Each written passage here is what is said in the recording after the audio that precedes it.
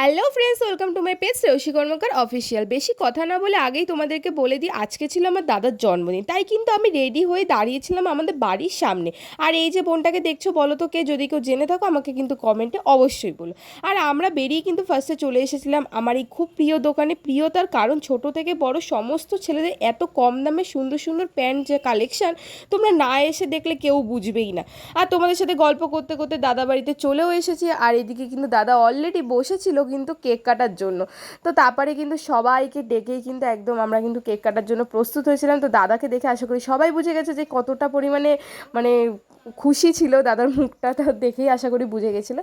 তো ভিডিওটা তোমরা কন্টিনিউ দেখতে থাকো। হয়ে গেছে তোর তোর দ্বারা আর হবে না।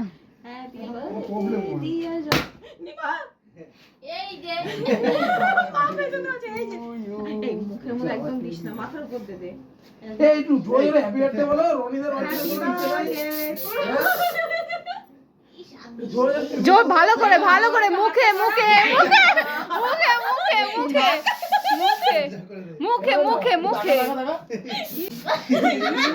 Santa Claus. এবার তাকা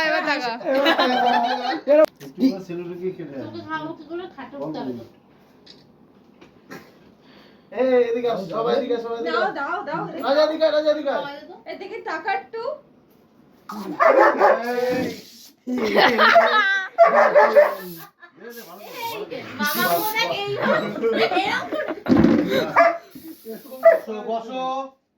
আমি আছি তো।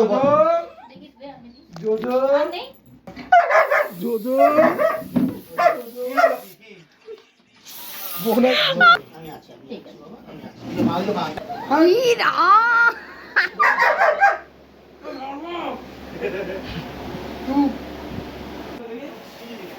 এটা কৃষ্ণ, এটা কৃষ্ণ না, শিব পার্বতী। ভিতর।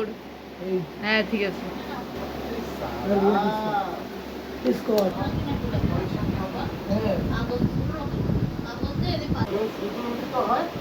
তাহলে আমি উপরে বলে দিচ্ছি। একটু সাইজটা ঠিকভাবে। ইস লোবা। আচ্ছা তোমরাই বলো তো, ভিডিও করতে গিয়ে যদি কিছু ভিডিওর মধ্যে ধরা পড়ে যায় সেটা কি আর আমার দোষ? আর তোমরা কি কিছু লক্ষ্য করতে পেলে বলো তো? আমি কিন্তু একটা জিনিস লক্ষ্য করেছিলাম। আর এই দিকে আমরা আনন্দে এতটাই মত্ত ছিলাম যে ঘড়িতে কঠাল বাজে সেটা লক্ষ্যই করা হয়নি। মানে তোমরা এটাও বলতে পারো যেদিন জন্মদিন তার পরের দিনই খাওয়া দাওয়া কিন্তু করতে হয়েছিল সবাইকে। আর রান্নাটা যেটি এতটাই ভালো করেছিল, মানে কি আর বলবো তোমাদেরকে। আর এইদিকে আমাদের খেতে দেখে কিন্তু আমাদের বার্থডে বয়েরও কিন্তু মনে হচ্ছিল খিদে পেয়ে গেছিলো। তাই দিদি কিন্তু মানে বার্থডে বয়কে খাইয়ে দিচ্ছিল। আর কিছু আবদার করলে সেটা তো মেটাতে হবেই, মানে আমার কথাটা সবাই বুঝতে পারছো তো? আর আজকে যদি আমার কথা বলি তাহলে একটা কথাই বলবো, জোজোকে আমি এতটাই ভয় পাই যে বাইরে বেরোনোর মতন ক্ষমতা আজকে আমার মধ্যে ছিল না। কারণ খেয়ে দিয়ে কিন্তু হাত নিয়ে এভাবেই দাঁড়িয়েছিলাম, মানে কখন আমাকে সবাই মিলে একটু ধরে বের করবে। আর এদিকে কিন্তু দিদি আমাকে দেখে ভীষণ মজা পাচ্ছিল, মানে আমাকে ভয় ভয় দেখিয়ে মানে এত যে মজা পাচ্ছিল মনে হচ্ছে মানে কি মানে হয়ে গেছে, এরকম একটা ব্যাপার হয়ে গেছিলো। আর তার দিয়েও বড়ো কথা আজকে দাদার বার্থডে বলে কথা, মজা তো পাবে। এদিকে কিন্তু জেঠি কিন্তু ভ্যান ডেকে এনেছিল, কারণ সবাই মিলে ভেবেছিল যে একসাথে মজা করতে করতে কিন্তু আজকে বাড়ি যাবে। ফার্স্টে আমাকে নামাবে, তারপরে কিন্তু রাজাকে নামাবে, তারপরে কিন্তু ওরা আবার বাড়ি চলে আসবে। তো এতটাই মজা হচ্ছিল কি বলবো গাইস, মানে এই দিনটা না আমার কাছে খুব একটা স্পেশাল দিন হয়ে মানে থেকে যাবে সারাটা জীবন। ভীষণ মজা হয়েছে ভীষণ। আর কি বলো তো, অনেক দিন বাদে, সেই ছোটোবেলায় না ভ্যানে চড়তাম, এখন মানে এই এত বড় হয়ে কিন্তু ভ্যানে কিন্তু এভাবে কখনো চড়া হয়নি। তো ওর জন্য কিন্তু সবাই কিন্তু হেভি মজা করছিল, মানে হেভি বলতে মানে একটা মানে সেই দিনের মুহূর্তটা জাস্ট মানে একটা স্মৃতি হয়ে থাকবে।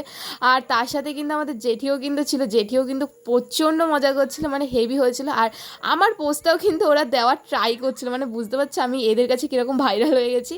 আর গাইস বিশ্বাস করো, আর একটু হলেই কিন্তু মানে পড়ে যেতাম, মানে সব কিন্তু হাড়গোড় পুরো একদম ভেঙে যেত। আশা করি ভিডিওটা দেখে সবাই বুঝে গেছে। আর এদিকে ডগি ডন থাকবে না তো হতেই পারে না, এটা আমার ভিডিওতে।